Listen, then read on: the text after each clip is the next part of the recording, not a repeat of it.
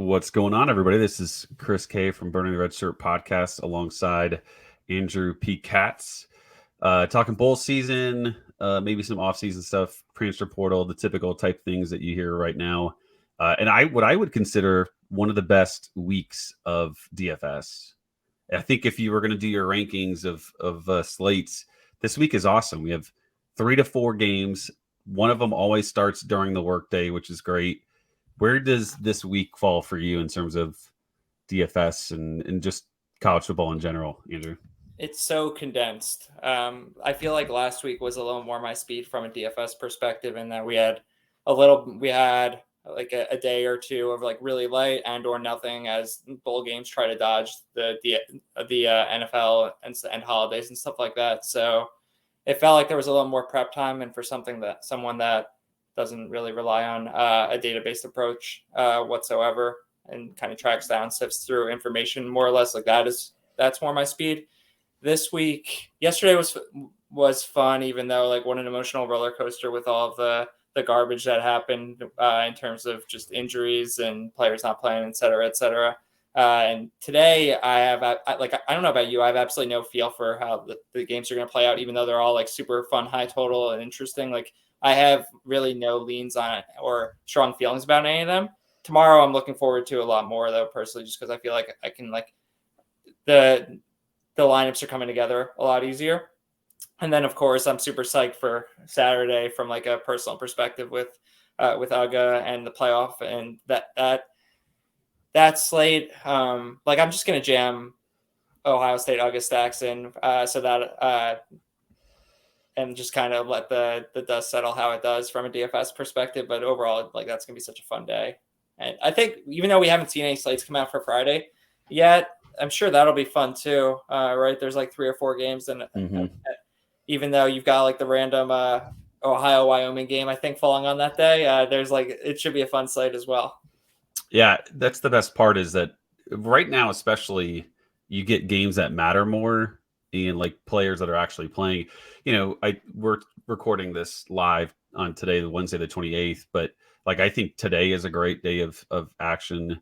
There's just a lot of fun players, I think, but there is some sketchiness because I was reading Mike's article and he said there's 53 scholarship players available for Arkansas. So it's like, what the hell's going to happen here? And some other things like that, right? Like, how does UNC offense do?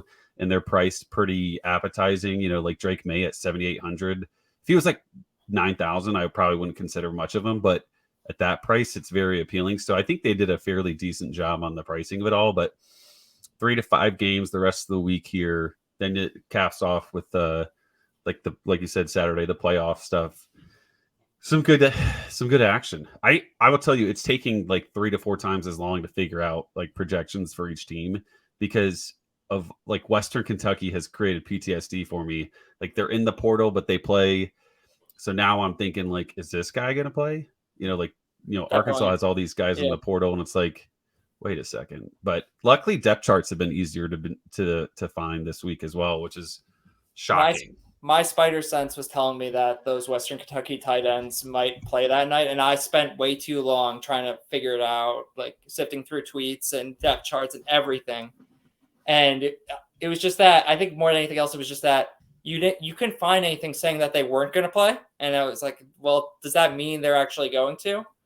Similarly to like yesterday, the only hint with Jeremy Singleton really was that the depth chart added an or to his name relative to the previous one. And I glossed over because that depth chart had so much shit going on, like in terms of, all right, 3 running backs were removed. A couple more receivers were gone. Like, why was that the data point that I wanted to lock onto more than any other, right? But so even though this is like this sleuthing aspect is my favorite part of DFS, and like I want to go on a long, not really a rant, but just whatever you want to call it at some point, talking about how I think personally, like my favorite part of DFS and college fantasy in general is almost thinking of it through like an ETL terminology of the acquisition of information, the processing of information, and then the actioning on that information, breaking it down into like a 1 to 10 rubric and thinking and grading yourself on how you are in each of those angles. and where you can improve. For someone like you that just relies on spreadsheets, it obviously doesn't matter. But for myself, I don't know. I think that's something that I want to give consideration to this offseason. Have you sleuthed John Rice Plumlee? Because that's like the craziest thing of Wednesday the 28th action. Did you see the quote that basically makes it sound like he's still got something going on with his hamstring? I've seen quotes of him saying that, and then I watched. Yeah. This is the crazy part the crazy part, and one of my favorite parts of like bowl season is that people they're sleuthing, they're digging. Somebody posted in the Discord for Mike's CFF site, and was like, "Here's a picture of the Georgia Southern locker room. I see 25. If you zoom in, is that Jalen White?" And like, there's absolutely no way you could tell what jersey name that was. Like, it was just a blur of blue. And like in my head, I'm thinking, well, it looks like the correct length for White, but I can't tell. Like it's like the CSI thing where they take the grainy image and somehow it becomes like digitized or whatever. That's what we're doing here. That's where we're at right now, man. It's crazy. Yeah. The fact that like Singleton was announced out on a pregame show and nobody else had any idea. Just incredible. Wild. Yeah, it's amazing. Just wild. But yeah, Plumlee is. I think he could play, and he's playing. It seems like he's going to play, but like how effective and then like how quick is he going to pull it? His hamstring. Yeah. So, have you ever messed up a hamstring? Luckily, no. I did in like 8th grade once, and like I don't know, like it just sucks, dude. Like you can't. Every time you try and run, you feel it. So. Like, especially for someone who plays like he does, right? Like, outside of being a statue, like at some point you're probably going to aggravate it again, and then who knows what kind of drugs they shoot him up with, right? All that shit that NFL quarterbacks get, and where all of a sudden they're back, they come out at halftime. Like that's already happened to him like 2 or 3 times in the past 3 or 4 games. So, if I had to guess what will happen, why wouldn't it be more of the same if he's still dealing with it? Yeah, I watched this interview, and he didn't really. He made it sound like he was improving, but of course he's improving. It's been like 3.5 weeks, so like of course, but like to what level is he actually healthy? Who knows? But is there a particular game you said tomorrow or Wednesday, or I'm sorry, tomorrow the 29th? You're excited about the action. Is there one specific game that you're? Well, even though so it's 3 games, right? There's the Syracuse, Minnesota, Texas, Washington, and Oklahoma, Florida State. And they all, I think, have opt-out components, and they all have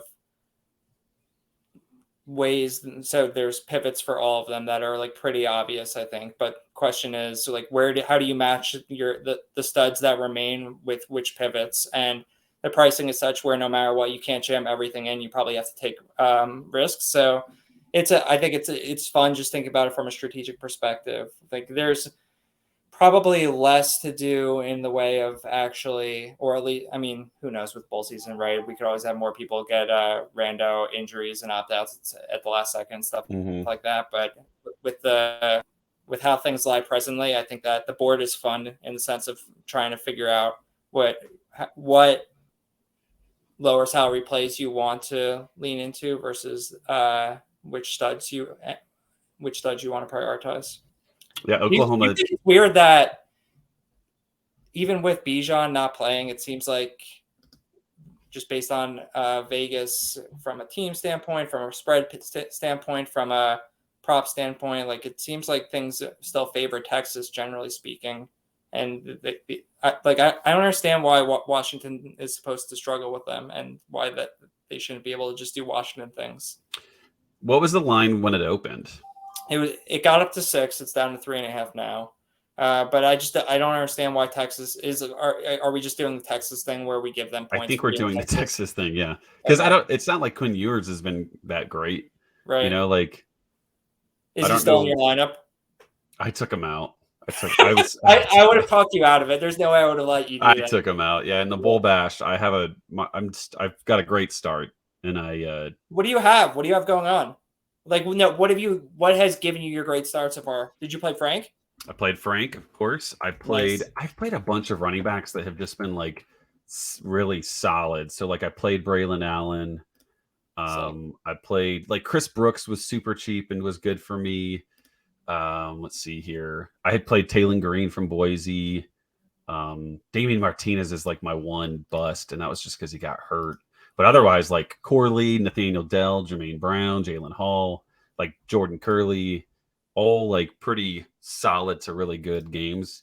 so And I don't have. you played Corley and Hall, but you didn't play Reed. Mm-hmm. Well, How did because Hall was so cheap, I was was like, it? you know what I did do? I considered playing. Oh, actually, I'll just say it out loud. I'm doing it again with UNC. I'm playing Pazer and Antoine Green. Oh, fun. At one point, I had a Dylan Gabriel, Marvin Mims stack, and I was like, just because all their running backs are banged up / not Yeah. playing. So I'm like, okay, well, Gabriel feels like a good play, so that means Marvin Mims is good, right? But that's never like correlated in the past. Marvin Mims has always been super sketchy. But Yeah. you know what the best part about Friday is? Friday is 5 games starting at noon. We both have rooting interest on Friday. Hawaii doesn't play and Uga doesn't play, right? Yep. So who are my Spencer Rattler in his quest to be the Oh number one yeah. pick Okay. at 3:30, a great time slot. I guess. And Prefer in prime time, Bazooka Joe. Dude, that's nice. So we get some Bazooka Joe and Brew McCoy against Clemson. Do I want to ask you your thoughts on Dabo's NIL? I feel like have you seen the quote that's popped back up from him that he made like 5-6 years ago, basically talking about how equating college football teams to a business structure in terms of their rise and fall, but the basic idea being that when you're no longer innovating as a program, you start to decline and then it's just over. There's no coming back from that. And the reason it's popped back up recently is it was like very prescient and forward thinking at the time, but now he is in that decline, that no longer innovating part of the curve. And like, why is he like, how can you give such a very introspective quote not that long ago and not be able to apply it to yourself? Mm-hmm. It's like the old "do as I say, not as I do." Right, I guess. Yeah. I mean, he certainly has not kept up with the times, right? He's Yeah. kind of like that offensive coordinator that was great. Like Jimbo Fisher was great 10, 15 years ago offensively, and he's just literally doing the same exact things. So Yeah. it's like, why do you expect this to work? But yeah, Dabo is an interesting fellow. I think he's probably like the easiest guy for everybody to not like. It feels like everybody in the college football world is like, F that guy. We can all unite behind our disliking for him. Definitely. What's up with so you brought up the Ohio Wyoming game, which is amazing, but did you see what the sponsorship for that bowl game is? It's Barstool, right? Yeah, so one of two things here. Did they do it because it's like so degenerate that it's awesome, or was it the cheapest bowl game to get a sponsorship for, so they just did it? Definitely both, right? They last year the game wasn't played. That was the one where Boise just decided they weren't going to play for right. So the game was Mm-hmm. canceled. And this was historically the game that did not have television. And you, me, and Zach wanted to like run it through our pod from we wanted to. We would have been. I would have been okay running it, like doing the streaming of it for the people, right? I think it would have been a good opportunity for us. But yeah, historically in the past, it didn't have television. I don't know what it has this year. I don't think it is on TV. Barstool is doing like I feel like I've seen that they will be doing their own stream for it, but I wonder if that's the exclusive stream for it. Like you need to go to some Barstool link to actually see the. I think so because every other game on ESPN shows like even like CBS, right? Like so they're Yeah. not just not showing competitors, but it says in the same spot it says Barstool. So I imagine they're using this to try. I just don't think there's gonna be that. It's like when people are like, "Yeah, you got to pay $50 per Hawaii game." It's like, yes, there are people out there that will pay for it, but can't be that many people that'll pay for I don't know if Ohio, there's. especially with other games on. Do you think they're? I wonder if they're charging. I would guess no, but who knows? That game. I mean, it would be interesting if Rourke was healthy, right? And if Wyoming didn't have another mass exodus of the program, akin to last year. But like, what is like that game promises to be truly just horrific. Yeah, it's a game total of 42, and Ohio is seems high, -1.5 or -1.5. Yeah, but we got some competitive games. I think this Clemson Tennessee line is pretty bad. As much as I love me some Bazooka Joe and Brew, I the -4.5 for Clemson feels pretty low, right? it was higher, and I think they lost some key players to the draft and opting out and stuff like that. I could be wrong, but I feel like I saw it in the past creeping up to like 6 and change, 6 near 7. Yeah, I mean that's the biggest game total of the day. Everything else fun. is in the 40s or 50s, so Yeah, that'll be a fun one to watch for sure. Pre New Year's Eve, get us ready for Saturday with the playoffs. Are you surprised that Will Anderson and Bryce Young are playing in that game? Kind of. I was when I heard that, and Gibbs, when I heard that they were all playing, I was trying to think back to what has happened with Bama in the past, and I feel like, I mean, I could be wrong. I feel like that has not always been the case. That Bama players entering the draft have not always played, but I could be mistaken. They're in well, usually they're in the playoff, right? So it's like yeah. They're not, only JSN opts out of the playoff, but yeah, generally we don't have this conversation surrounding them. So I guess there's not too much of historical precedent with that team. What I'm interested in, though, is if when props start to come out for them, I assume we won't get any read into it in advance, but doesn't that feel like a scenario where we could see Gibbs and Bryce just play a half? So that could be like a fun under opportunity. Yeah, I think they get the publicity of sticking it out with their teammates. But Bryce Young had that quote or that piece of interview where he really sold it on like playing the full game. Like, did he? Yeah, I mean, he basically just said like, I'm finishing what I started. I won't have another chance to play with my brothers, that type of thing. Okay. So I don't. It's certainly Gibbs. I haven't heard anything from Will Gibbs's Anderson. Gibbs's quote is way more playing a halfy type deal. It was something like, at Georgia Tech, I never got near a bowl game. I want to be a part of that experience. Oh yeah, so he might. Dude, I could see him not play because maybe he's talking about just like being on the sideline and going through all the festivities. Yeah, let's do let's give him a couple drives and then Jason McClellan gets 25 touches. That'll be really interesting. Did you hear Xavier Worthy's quotes? No. Speaking of quotes, they asked him if he was going to be back at Texas next year, and he did the old one game at a time. He said basically like, I'm just concerned. He did the Belichick. I'm just concerned. I'm just worried about playing in Washington. That's all I'm thinking about right now. Interesting. The C2C guys do not like him, from what I can gather on Slack. They think he's a prima donna, which, I mean, it feels like that's pretty spot on, right? Yeah, he's a receiver, though. It comes with the territory. Did you ever see that tweet that maybe Denny Carter, one of those guys? Yeah, I know what you're talking about. Yeah, it's the best. Basically was a quick profile of each position, like quarterbacks, running backs, and receivers. And receivers is like that type of stuff, prima donna, dead on craziness. But kind of shifting gears a little bit, Sam Hartman hit the portal on Tuesday, and the strong rumor, according to Pete Thamel, who is the most plugged in guy in the college football world ever, says Notre Dame. You want my commentary on it? That pause was for commentary. I don't know. I'm why? I guess I understand why he wants to leave the slow mesh right after seeing what Jamie Newman's pro prospects looked like.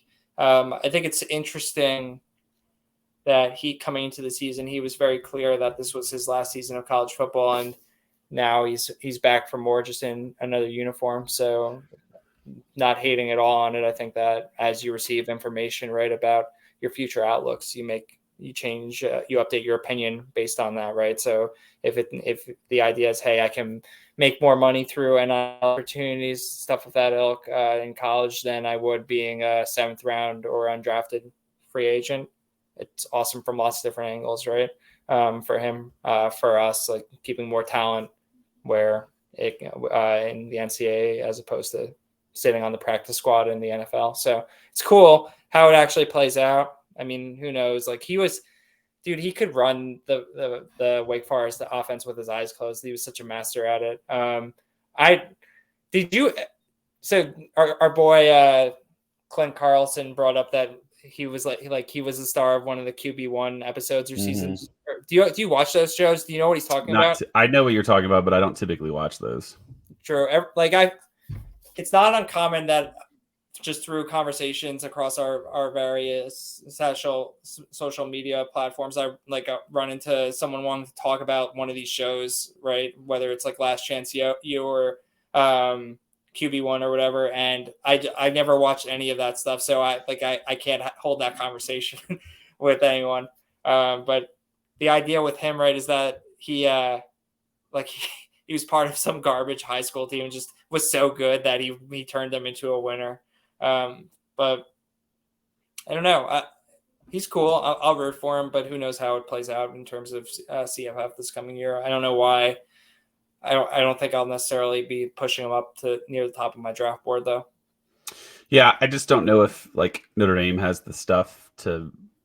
I think it's a great spot from a personal standpoint, and definitely. From a professional standpoint, because he's probably going to make some good money there, good enough money there, and then he's going to, this is kind of like the Will Rogers conversation that I've been pushing, but nobody's, including Will Rogers, is picking up. Is like, are people going to take you seriously at Mississippi State or at Wake Forest with that mesh thing? Because that's all people talk about when they talk about Sam Hartman right now.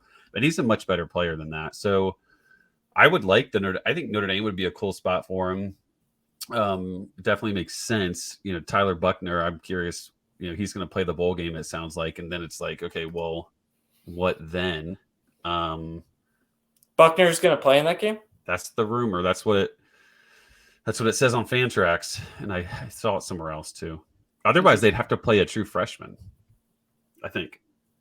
Oh, yeah, because Pine's gone. Yeah. So there was also a rumor, and I'm curious what Brendan Armstrong's waiting for at this point.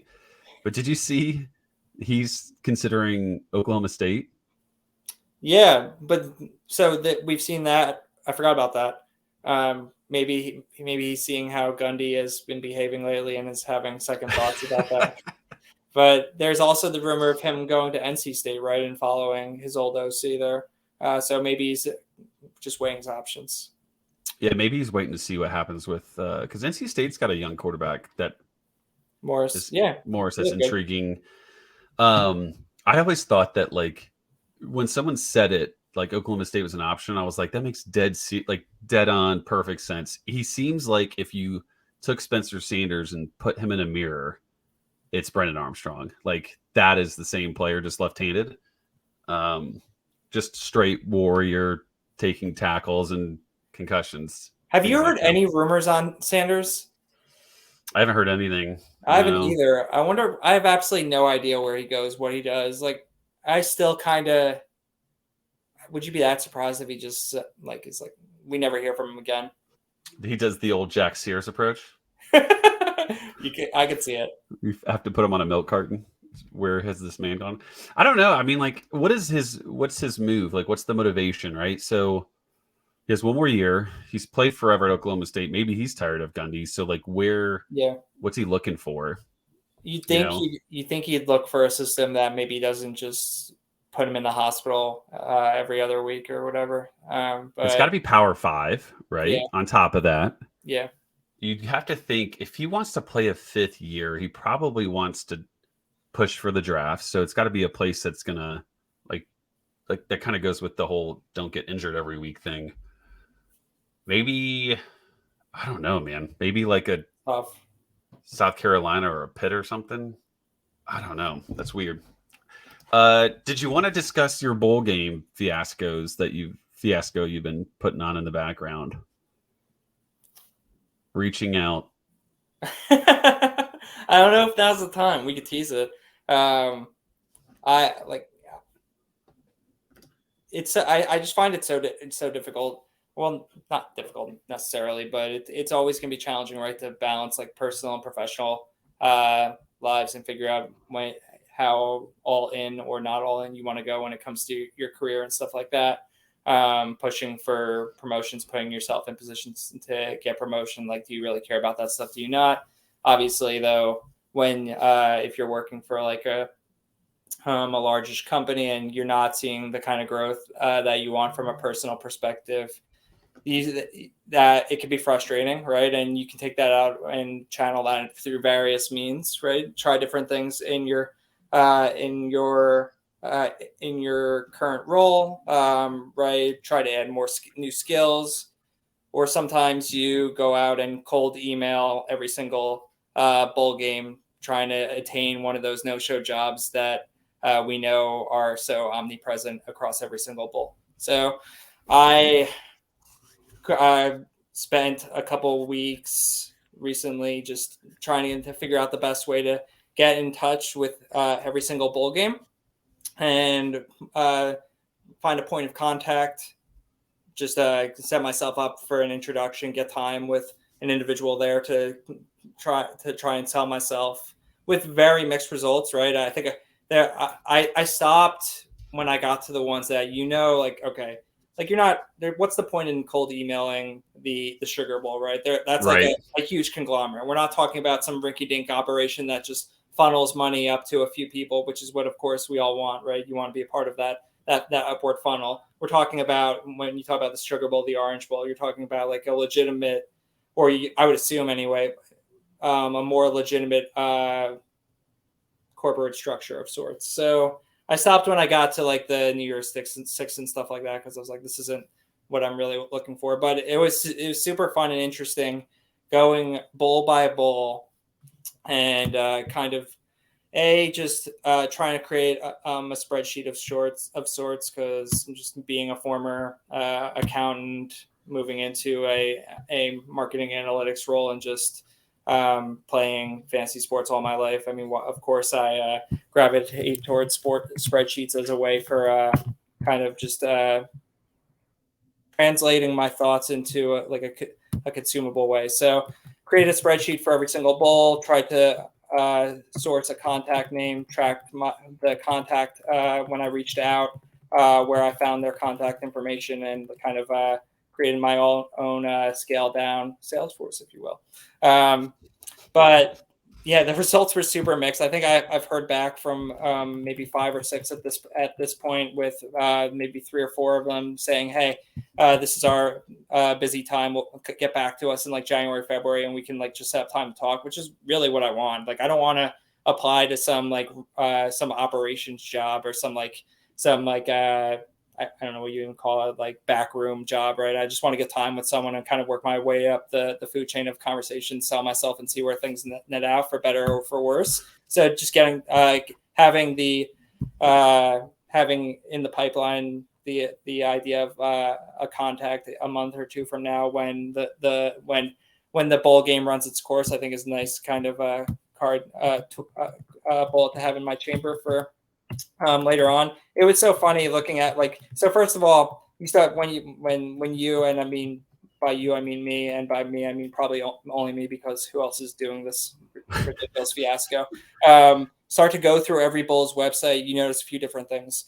One, they all of course, so many of them follow the same structure and layout, because they're all just owned by ESPN. They all put, most of the people that are on these staffs on these payrolls are just ESPN employees, just getting additional funds funneled their way to do probably not very much. So it's interesting seeing that play out in practice. Additionally, there's always for the large percentage of bowls, there's always 2 sets of people affiliated with them.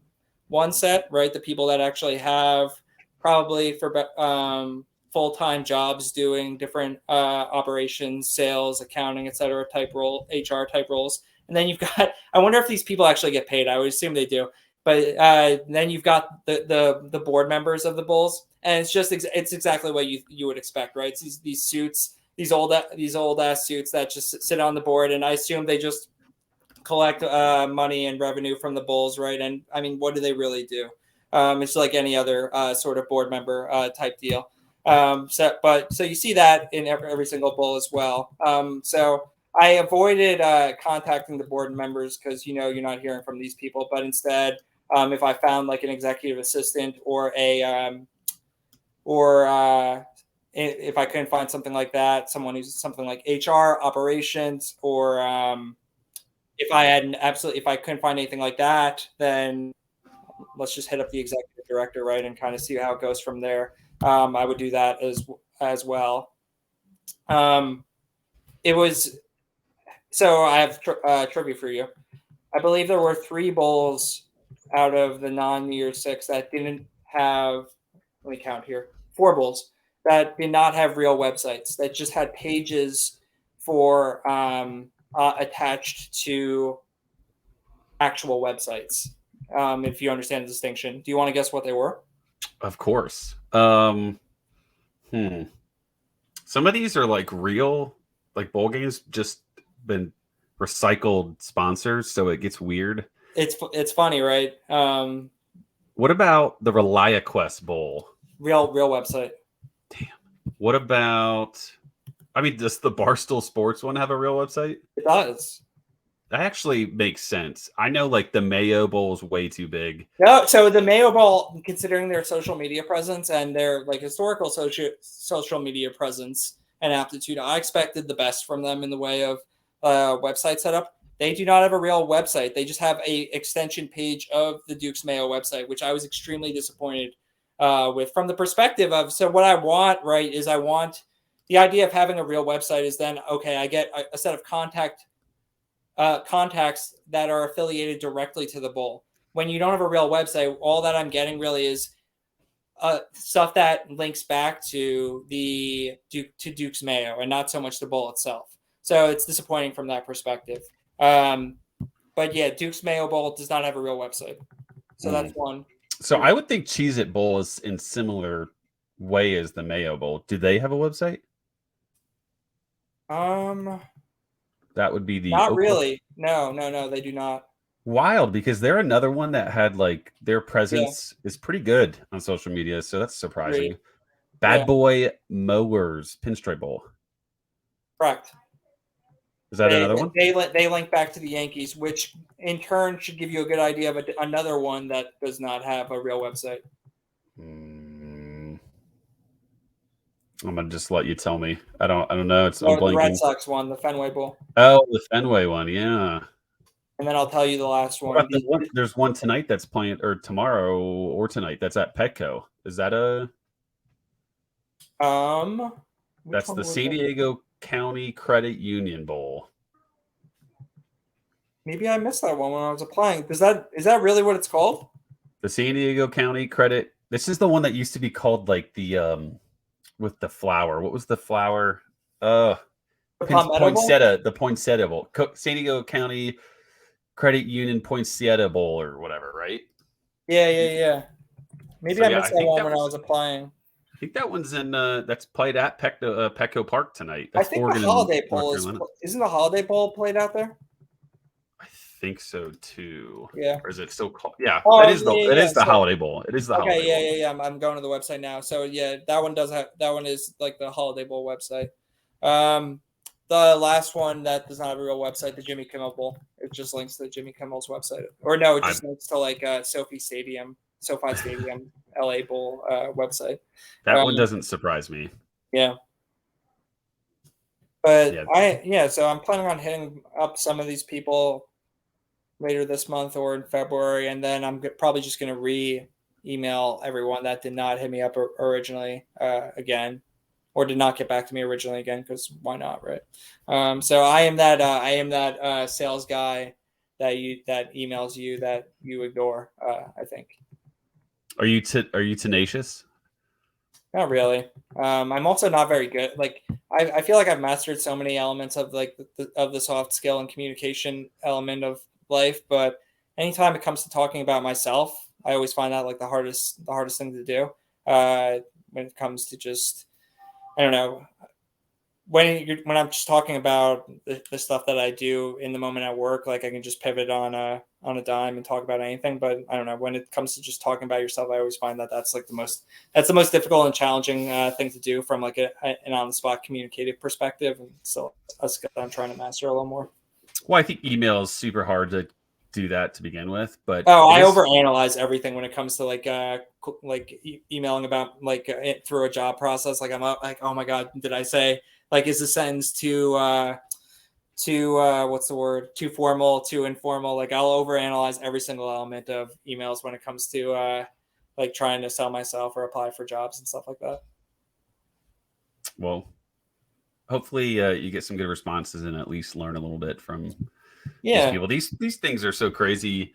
The sponsorships, I wonder what kind of like job security issues might come with working for because like the sponsorship, unless you're the All-State Sugar Bowl or one like the Orange Bowl, right? Like they rotate so much, it seems like. Yeah, definitely. The security probably comes from most of them being largely just shell entities of ESPN, right? So you're rolling up to ESPN more than you are the individual sponsors for most of the roles, presumably. So like, do you remember they didn't have to do it this year, but last year when ESPN had to create a new bowl in Frisco because there were too many teams or something like that. Like, what do they do in that when it comes to appointing people to run that? Do they just pay some of the ESPN suits some more money to do that, or I wonder how that works. Probably something like that. Yeah, they probably just say, "Hey, here, take on another," or they just find the person that's contract says like their responsibilities are X, Y, Z, and also any other thing that we decide. Yeah. So you can just roll them in there and make them do it for free. But what we got? Anything else? I think this one might be a short one because bowl games. I think next week we'll have there'll be some reactions. We'll be basically done with college football next time we chat. We'll be almost in the off-season mode. Crazy. I mean, I'm ready for it. I'm ready to be done with the emotional roller coasters of letting my gambling, my fantasy sentiments eat too much into my livelihood. So off season, I'll welcome it, I guess. Off season is fun. I think off season is a good time too. It's just a different type of good time. I will say we'll have done like 44 episodes in one season. I'm pretty proud of that. I have never guessed that we would. We always joke like, "Oh, we won't. Why are we naming things 0, 4, 3 and all that?" Like, there's no way we make it to 100, but we might actually make it to 100. Dude, yeah, why not? I mean, I'm sure it's fairly apparent from the format of our weekly shows, but so much of it's just back of the napkin, back of the hand, right? That it's not like we need to overcommit too much. The most challenging thing is triangulating the three of our schedules, but I mean, relative to what goes into maybe this is why we can barely clear 100 listens a week, right? Maybe if we actually invested more time, the quality of the content would be such that we would drive more traffic to our listenership. But so little is required from an investment perspective on our end that I think that the reality is that we can create content that I mean, what is the competition really, right? So it's not like there's an oversaturation of content like there is with NFL. So I mean, depending on where we ultimately want to take things, maybe we think about things a little differently. But yeah, I'm happy personally with how things played out this year, and from like a personal investment perspective, from a quality of content perspective, from just a mental livelihood perspective. So there maybe we reevaluate a little bit in terms of what we want to do, but overall, I think things played out pretty well. Yeah, I was pretty happy with it, and I think the kind of low keyness allows us to keep it going. You know, like when you get super structured and like we don't currently have the schedules to be able to like create all these like show sheets and things like that. And maybe if Zach did a little bit more work on the visuals and making things look good, we'd actually in the sound. Maybe well, there's that, and I also speak personally from the perspective as the only one of the three of us that never hosts. So I have no idea if you and Zach ever actually do anything, and I talk about back of the hand being what we do for the show, but I can only speak for myself, right? I mean, what prep is there for me to do when I'm not asking any of the questions and kind of just reacting to what you and Zach want to talk about? Well, hopefully this week of, I mean, unless you don't have anything else, right? Like we just kind of wanted to spitball some bowl games and tease a little bit of your conversations. Since we haven't gone super long, I have a theory that I'm workshopping right now that basically stems from what we've seen with Western Kentucky the last couple of years. I'm trying to think of more examples as well, with just how awesome they were in their bowl games. And I want to try to apply it historically and then apply it going forward as well. And I think tonight with Texas Tech's a decent example as well. With when you have all this lead time and you have creative offenses, creative air raid offenses, like, do you think that the advantage for those teams is heightened when you get to the bowl game? Like we saw in bowl game last year, in the bowl game this year for Western Kentucky, like they just absolutely were unstoppable both times. Right? We saw. I'm wondering tonight with Texas Tech, you give Kedley a month to prepare, team to get healthier. How does that translate in terms of on-field performance? I initially wanted to fade Shuck, and I bet against his passing yards. I bet the under on his passing yards, just largely from the perspective of, hey, maybe Morton gets a percentage of the snaps and then it auto hits type deal, and maybe that still happens. But I'm also curious, like you give him a month to prepare to come up with an awesome scripted set of plays and then just run with things from there. Like, does that translate on the field to just an unstoppable game plan? And I'm planning on, I think right now, I'm planning on largely running with him on, I think, almost all my lineups. Who knows how it plays out, but I think it's an interesting consideration. Yeah, I think for one, great point. Creative minds with like 3-4 weeks to play with for sure are going to have a leg up because defenses only can stop what they've seen. They're not going to like predict what you might creatively do, and that's just impossible. But I also think like motivation, right? Like Western Kentucky has had really good bowl games because I think they just genuinely want to be there, right? Like they care about playing, and some of these guys, like the transfer portal guys, they want to make sure they look good, like, so I think there's a genuine piece of just caring about being there. I was telling one of my buddies yesterday, when I worked at the College Football Hall of Fame, they always hosted this Chick-fil-A Peach Bowl event. And for the first couple of years I was there, they were non-playoff games. So like, it was a bigger game, but it wasn't that big a deal. And you could tell based on like the festivities of the night, like where they do, like they play Madden against each other and check out the museum and stuff. I could have told you who was going to win the game every single time, like who actually wanted to be there. So I think that's a genuine piece of it. Like TCU Ole Miss is stuck in my head.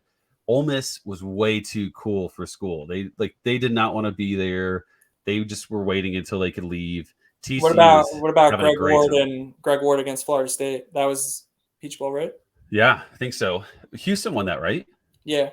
Yeah, I mean they came out hot, but yeah, same thing. They like, I don't remember that one as vividly. I remember TCU like insanely, but I mean there's a genuine piece of like, if you care about being there, then like you're gonna perform better just because you've prepared more, you're there with intent, stuff like that. So I'm curious to see how the Shuck thing works out for you.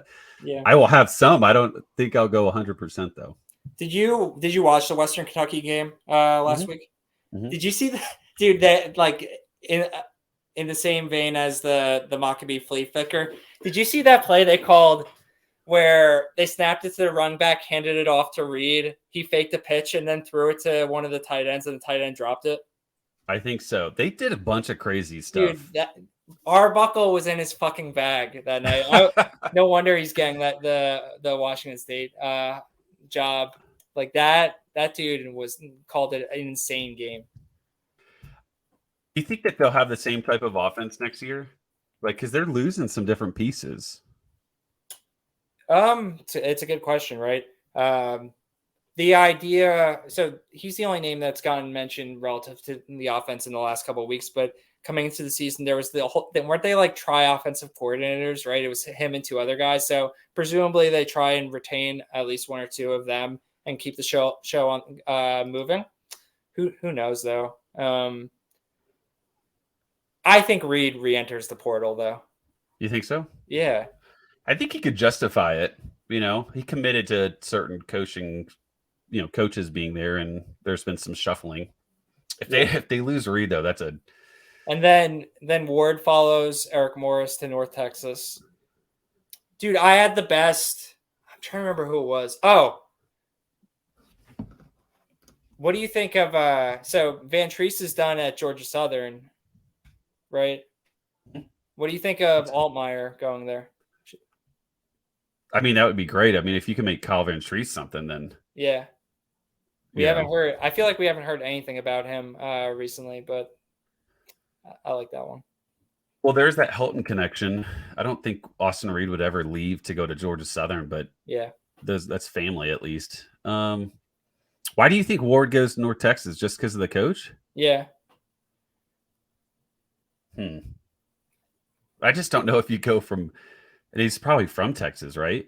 Yeah, because he played in Incarnate Word. But maybe Arbuckle is like, yo, let's do this thing when he gets there, and then. But it'll be an interesting dynamic to see. Okay, to see what happens with the chess pieces of Ward, Reed, Morris. There's definitely some dominoes that need to Arbuckle. fall, and then it will certainly I don't think Austin Reed. I think Austin Reed can be tactical. Like he can just sit there and be good. But if he sees something open like Washington State, then I could see him do it. But I could see him also not going to the portal if nothing really interesting opens up. Definitely. What about Austin Reed in the mesh point offense? That Sam Hartman. That feels like a good fit. He's mobile. He's like a 3-yard per carry type guy. I think that could fit. Yeah. Do you ever think about the fact that like Nick Arbuckle is like 29 and we're like in our mid-30s? It's not Nick, it's Ben Arbuckle. Ben Arbuckle, even worse. He has to be related to Nick though, right? Like there's no way. Yeah. Like these guys are like 28, 29. Dude, it makes me feel disgusting. Like why I'm 36 and have accomplished what with my life relative to that. 2 beautiful children. Does that count? and bowl game prospects. And if I'm 5th in the bowl bash, is that an accomplishment? Dude, that's right. I came in like somewhere between 4th and 7th last year. Don't make the same mistake I did. You want someone playing in that last game. You want that late night hammer. I have a lot of action. I don't have a whole lot going on left. The last game is what do I even do? Oh, I do have someone in the last game. What game is it? What's last? Well, not the last game. The last game is Penn State, Utah. At 5 p.m. on the 2nd. So tough. But LSU plays Purdue at 1 p.m. Oh. So I do have a little bit of late action there. But you're rolling Austin Burton at QB. Anytime you can roll Burton, you got to do it. But yeah, so awesome. Well, hopefully there was somebody that watched live. I doubt it, but you'll get the podcast version here in a little bit, and hope everybody enjoys this week's games, and we will chat with you guys soon.